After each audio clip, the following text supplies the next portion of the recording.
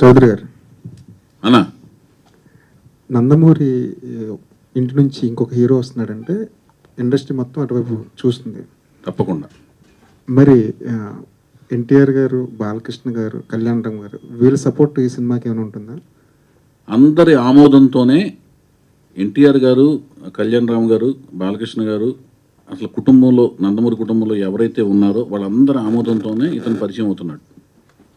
ఒక్కళ్ళు వాళ్ళు అని వాళ్ళు ఉన్నారు వీళ్ళు లేరు, వీళ్ళు ఉన్నారు వాళ్ళు లేరు, వాళ్ళు తెలియకుండా వీళ్ళు, వీళ్ళు తెలియకుండా వాళ్ళు కాదు.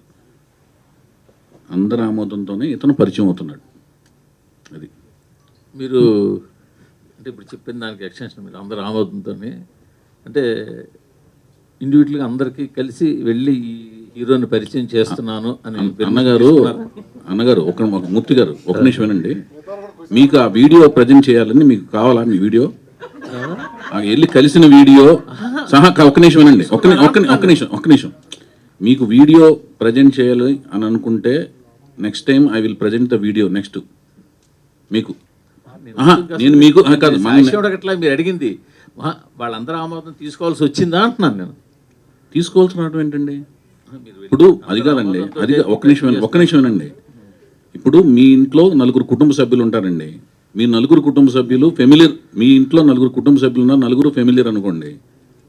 మీ అబ్బాయిని ఇంకోళ్ళకి ఇచ్చి పెళ్లి చేస్తున్నప్పుడు మీరు నలుగురికి ఒక మాట చెప్పి ఇలా చేస్తున్నారని చెప్పుకోవటం ఆనవాయితీ. మీ నలుగురులో ఒక ఆనవాయితీ ఉన్నప్పుడు ఈ అబ్బాయికి పెళ్లి చేస్తున్నానండి అని మీరు నలుగురు చెప్పుకుంటారు, చెప్పరా? మీరు ఈవిడెళ్ళి వాళ్ళకి బ్లెస్సింగ్ తీసుకుంటుంది కదా, అదే అందరి కుటుంబ సభ్యుల మధ్యన జరుగుతుంటుంది. అందులో వైఫో తండ్రో తల్లో లేదనుకోండి, ఇంక ఎక్కువ వాళ్ళ ఆశీస్సులు ఉంటాయి. అర్థమవుతుందండి? పాపం అనగానే అందరి బ్లెస్సింగ్స్ ఇంకెక్కువ ఉంటాయి. వైవిఎస్ గారు ఇప్పుడు నేనెందుకు అంటే కాదండి, నేను వెళ్ళి అడగటం అంటే నాకు అర్థం కాలేదు. మీ క్వశ్చన్ కరెక్ట్గా అడగండి అన్న. నేను వెళ్ళి అందరినీ కలమన్నారు నన్ను.